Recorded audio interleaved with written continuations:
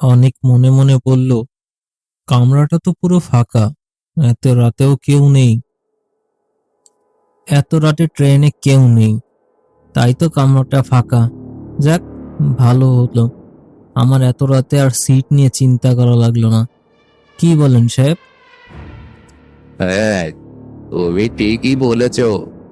তবে এত রাতে হঠাৎ ট্রেনে উঠছে কেন? শীতের গভীর রাত শখ করে নয় তো? আসলে আজ রাতে আমার দাদু মারা গেছেন।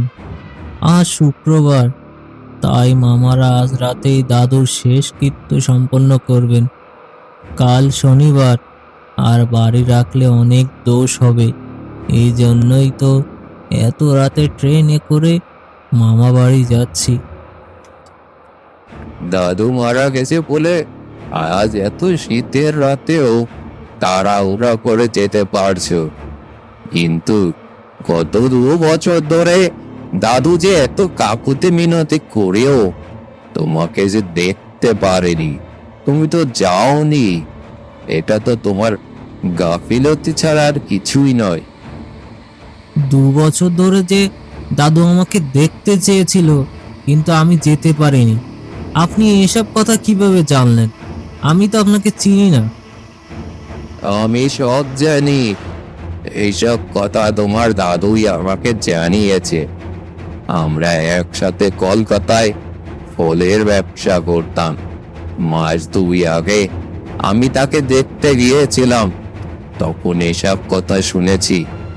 আজ আমি তোমার সাথে যাচ্ছি তোমার দাদুকে শেষ দেখা দেখতে। অনিকেত মনে মনে ভাবতে লাগলো, লোকটা পাগল নাকি? চাদর মুড়ি দিয়ে বসে আছে, চেনা যায় না ভালো মানুষ নাকি খারাপ মানুষ, কে জানে।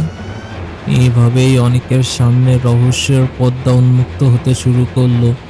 রাতের ট্রেন, ফাঁকা কামরা এবং কালো চাদরের মানুষ, সব মিলিয়ে তৈরি হলো এক ভয়ানক পরিবেশ।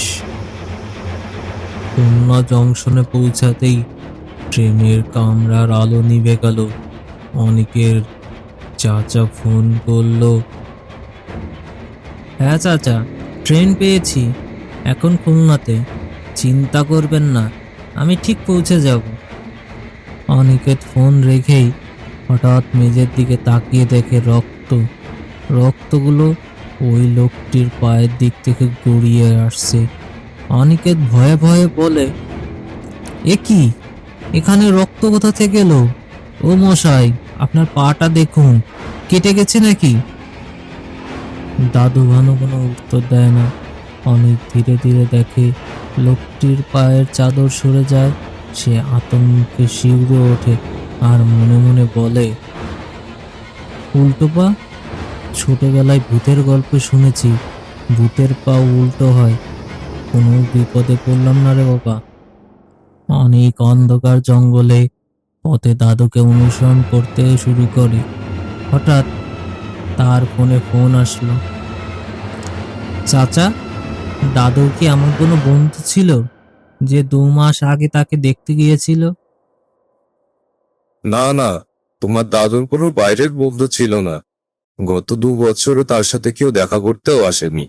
তুমি তাড়াতাড়ি শ্মশানে চলে এসো, আমরা শ্মশানের দিকে যাচ্ছি। অনেকের গায়ের লোম কাঁপছে। দাদু ভানু হঠাৎ হেসে ওঠে। আমি কে তা জানার এত উৎসাহ কেন? তবে শোনো, আমি কে, দেখো আমি কে। এই কথা বলে দাদু ভানু গায়ের চাদর সরালো। অনেক দেখলো তার সামনে দাদু দাঁড়িয়ে আছে, শরীর থেকে অদ্ভুত আলো বের হচ্ছে। দেখলি তো, তুই আসতে পারবি কি না পারবি, তাই মৃত্যুর পরও আমার আত্মা তোকে এগিয়ে নিয়ে আসার জন্য বেরিয়ে এসেছে। সামনেই শ্মশান, তুই চলে যা, শেষবারের মতো আমার মুখটা দেখ। আর কিছুক্ষণ পরেই তোর চাচারা আমার মুখে আগুন দেবে। অনেকের গা কাঁপছে। রাতের অন্ধকার, জঙ্গলে পথ, আবার দাদুর রহস্যময় উপস্থিতি মিলিয়ে তৈরি হলো এক অদ্ভুত ভয়ানক পরিবেশ। অনেক মনে মনে বলে, আমার কি করা উচিত? এ মানুষ নাকি দাদুর আত্মা, নাকি কেবল কল্পনা?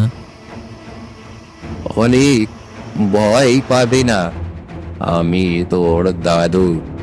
আমি শুধু তোকে শেষবারের মতো দেখতে চেয়েছিলাম, তাই আমি এখানে এসেছি।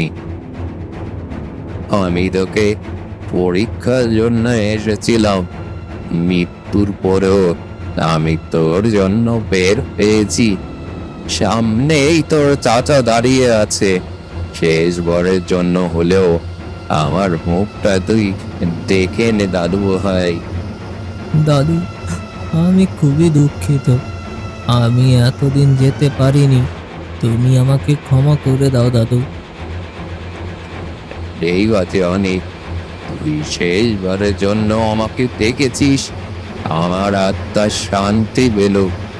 এখন তুই তোর চাচার সঙ্গে চলে যা, সব ঠিকঠাক হয়ে যাবে। এই বলে অনেকের দাদু আস্তে আস্তে মিলিয়ে যেতে থাকলো। অনেক সামনের দিকে হেঁটে যেতে শুরু করলো। অনেক চাচার পাশে এসে দাঁড়ালো। চাচা রঞ্জিত অনেককে উদ্দেশ্য করে বলল, তুই সময় মতো এলি রে, সব শেষ হলো। তোর দাদু শান্তিতে থাকুক। এইভাবেই অনেক শিখলো, কখনো কখনো মৃত আত্মারাও জীবনের পথ দেখাতে পারে। সাহস, ভালোবাসা আর শেষবারের সাক্ষাৎ মিলিয়ে তৈরি হলো এক অবিস্মরণীয় অভিজ্ঞতা। দাদু ঘন আলো অন্ধকারে মিলিয়ে যায়। অনেক চোখ মুছলো, ধীরে ধীরে শ্মশানের বাইরে বেরিয়ে আসে।